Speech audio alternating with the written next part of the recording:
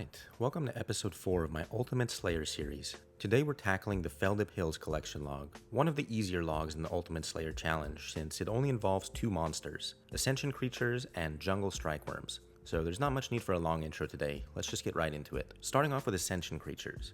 We'll need to collect all 6 Ascension Keystones and the Ascension Grips. The Grips are a rare, on-task only drop with a 1 in 2000 drop rate. The Keystones, on the other hand, have a drop rate of 1 in 384 and can be farmed off-task. So for the purpose of this log, the bottleneck is definitely the gloves. To hunt both the Keystones and the gloves efficiently, your best option is to kill Capsarius in a player-owned dungeon. These can be consistently one-shot using Legacy mode, making them highly efficient for AFK killing. The only real hurdle is getting the 5 souls required, but by using the enhanced Curse to Shopties, I was able to collect all 5 of the souls I needed within a single task, which made all of my subsequent kills significantly more efficient.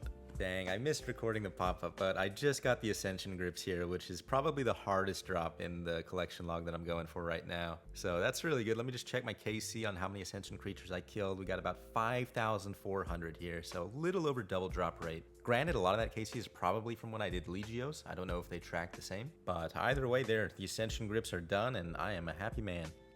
Lastly, we've got the Jungle Strikeworms, home to the Hex Crest. That's the magic component for the Slayer helmet, which has a drop rate of 1 in 512 off task or 1 in 256 while on task. I used to kill these with melee just by going off of their listed weakness, and it worked pretty well. You could drop them with 1 to 2 abilities pretty consistently, but I eventually switched over to Necromancy, and being able to provoke the worms and attack them from a distance instead of standing directly on top of them actually increased my kills per hour quite a bit. That said, I ended up going pretty dry on this one, as you'll see. I did do all of my kills on task to benefit from that improved drop rate, but RNG is just funny like that. There are definitely worse places to go dry than here, but this was still notably unlucky. Sometimes when I go on a bit of a dry streak like this, I start to get into these silly little RuneScape conspiracy theories, like maybe it's my pet override that's unlucky, or maybe I need to hop worlds to reset my RNG. It's just nonsense, obviously, and I don't really believe it, but it's something kind of lighthearted to break up the grind a bit. It's kind of like I'm trying to find that quote-unquote perfect recipe for good luck.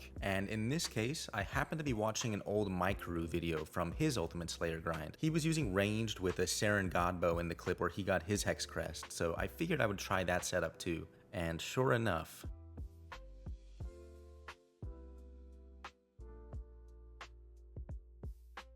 man, my gear's gonna look so stupid in the clip now. I can't believe that actually worked.